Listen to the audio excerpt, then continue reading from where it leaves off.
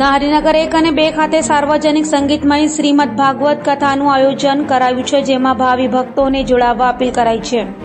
સુરતના ઉધના હરિનગર 1 અને 2 ખાતે આવેલ શ્રી અંબાજી મંદિર ખાતે સાર્વજનિક સંગીતમય શ્રીમદ ભાગવત કથાનું આયોજન કરાયું છે. 23 એપ્રિલથી 29 એપ્રિલ સુધી યોજાનાર આ ભવ્ય શ્રીમદ ભાગવત કથામાં વ્યાસ શ્રી પ્રેમચંદ્ર રૂવાસી વૃંદાવન વાલે કથા વાચક રહેશે. તો 23મીએ સવારે આશાનગરથી અંબાજી મંદિર સુધી કળશ યાત્રા નીકળી હતી અને 23 થી 29 દરમિયાન યોજાનારા શ્રીમદ ભાગવત कथाનો लाभ लेवा भावी भक्तों ने अपील कराई है. मेरा नाम है प्रेमचंद ब्रजवासी. आज कौन सी कथा या क्या रखा गया था? देखो, कथा से पहले मैं सभी से यही कहूँगा, पहले तो आप राधे राधे बोले. राधे राधे. बुलवा के बिहारी लाल की जय. आज की जो हमने कथा करी है वो कथा केवल धर्म के लिए की है और उस कथा में केवल यही प्रेरणा दी है कि सत्य से बड़ा इस दुनिया में कुछ नहीं है. क्योंकि आज की कथा में प्रसंग आया था, हमारे तुलसीदास बाबा ने भी यही कहा था, धर्म न दूसर सत्य समाना, आगम निगम पुराण बखाना. धर्म से बड़ा इस दुनिया में कुछ नहीं है. धन दौलत महल सब यही रह जाएगा. अगर हमारे साथ में जाता तो केवल सत्य हमारे साथ में जाता है. और हमने यही अपने गुरुजनों से प्रेरणा ली है कि ज़्यादा से ज़्यादा हमें अपने धर्म का प्रचार करना है. और हम भागवत कथा के माध्यम से लोगों को जागृत करते हैं कि हमारा जो धर्म है वो नीचे की ओर धंसता हुआ जा रहा है और हम चाहते हैं कि इस धर्म को ऊपर लेकर के आए. क्योंकि अगर धर्म नष्ट हो गया तो फिर कोई भी इस दुनिया में नहीं बच सकता है. क्योंकि लोग जितना खिलवाड़ भगवान के साथ कर रहे हैं, शायद इतना खिलवाड़ कोई कर रहा होगा. हम जितना खिलवाड़ भगवान के साथ करते, अगर प्रभु ने थोड़ी सी टेढ़ी उंगली हमारे ऊपर की ना तो हम उसको नहीं सहन कर पाएंगे. और कुछ दिन पहले भगवान ने थोड़ी सी टेढ़ी उंगली की, एक कोरोना नाम की बारिश आई. वो क्या भगवान को हम खिलवाड़ करते उसका परिणाम भुगतने को हमें मिला है.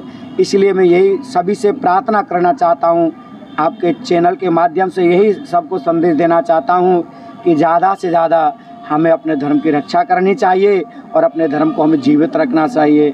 जैसे हमारे मोदी जी सबका साथ सबका विकास चाहते हैं, वैसे हम चाहते हैं कि हमें भी सब लोगों का साथ मिले और सब लोग इस विकास की ओर गंगा में गोता लगाएं और सब राधे राधे और प्रेम से ठाकुर जी का नाम लें. बुलवा के बिहारी लाल की.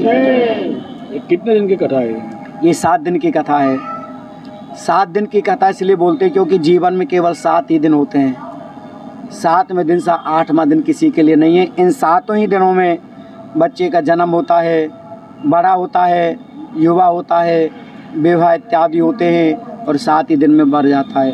लेकिन 7 दिन में हम उस लोगों को, मानव को ये प्रेरणा देने चाहते हैं कि मानस जन्म के भीतर झांक करके हमें देखना चाहिए कि कितनी दुर्गंध भावनाएं भरी हैं. इनको साफ करके हमें ठाकुर जी को इस हृदय में, इस मंदिर रूपी पवित्र घर में हमें बिठाना चाहिए. यही हम 7 दिन में बताते, क्योंकि 7 दिन से 8वां दिन किसी के लिए नहीं आता है. ज़्यादा से ज़्यादा हमको सत्य के मार्ग पर चलना चाहिए.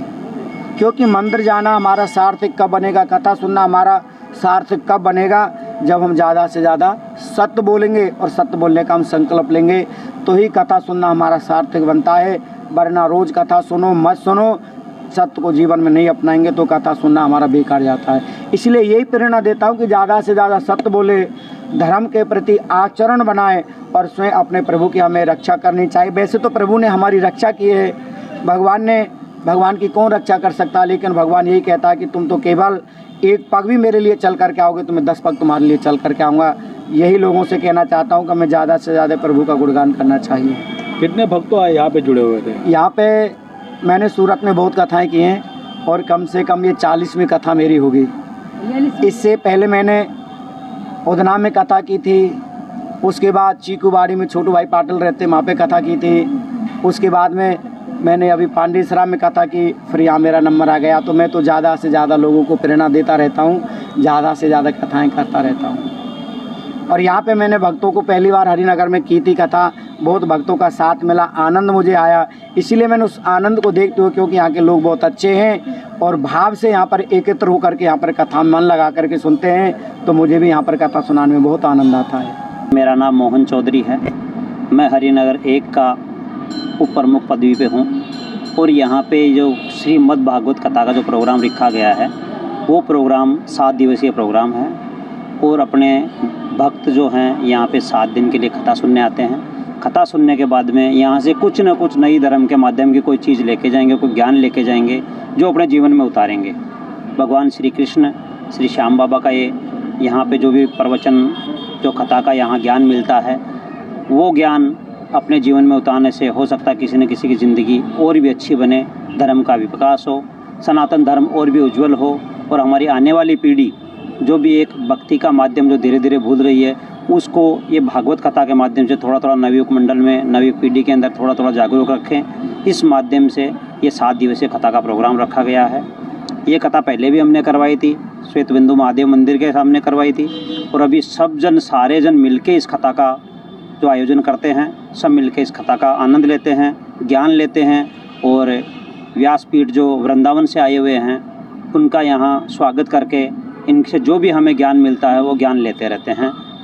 और यहाँ जो भी माताएं बहनें आती हैं वो आनंदपूर्वक यहाँ कथा सुनती है, और उनको इतना अच्छा मन लगा रहता है कि वो यहाँ से उठने का नाम नहीं लेती है।